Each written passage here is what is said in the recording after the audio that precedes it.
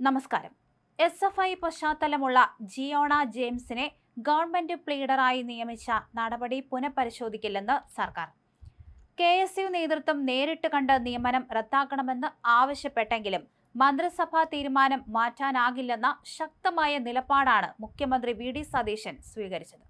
ഇതോടെ തൽക്കാലം വിഷയത്തിൽ കൂടുതൽ പ്രതികരണത്തിന് ഇല്ലെന്ന നിലപാടിലാണ് വിദ്യാർത്ഥി സംഘടന.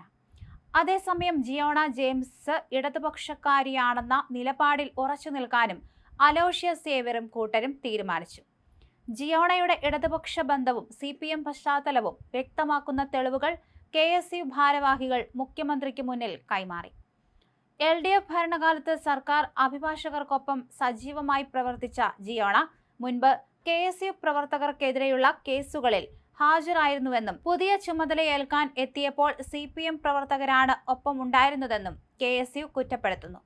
KSU സംസ്ഥാന പ്രസിഡന്റ് അലോഷ്യസ് സേവ്യർ നൽകിയ പരാതി KPCC പ്രസിഡന്റ് പരിഗണിച്ചതിനെ തുടർന്നാണ് മുഖ്യമന്ത്രിയുമായി കൂടിക്കാഴ്ചയ്ക്ക് അവസരമൊരുങ്ങിയത്.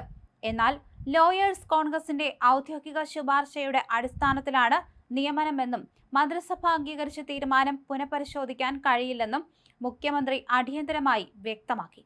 ഇതോടെ തൽക്കാലം വിഷയം മുഖ്യമന്ത്രിക്ക് വിട്ട് പരസ്യ വിവാദങ്ങളിൽ നിന്ന് പിൻവാങ്ങാനാണ് KSU നേതൃത്വത്തിന്റെ നീക്കം.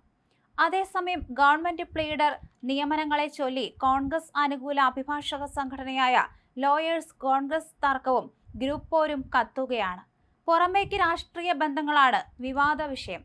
അഭിഭാഷക സംഘടന നൽകിയ പട്ടികയിൽ നിന്നാണ് നിയമനമെന്ന് മുഖ്യമന്ത്രി അവകാശപ്പെടുന്നുണ്ടെങ്കിലും മറ്റ് പല വഴികളിലൂടെയും കയറിക്കൂടിയവരാണ് അധികവുമെന്ന് ഒരു വിഭാഗം ആരോപിക്കുന്നു.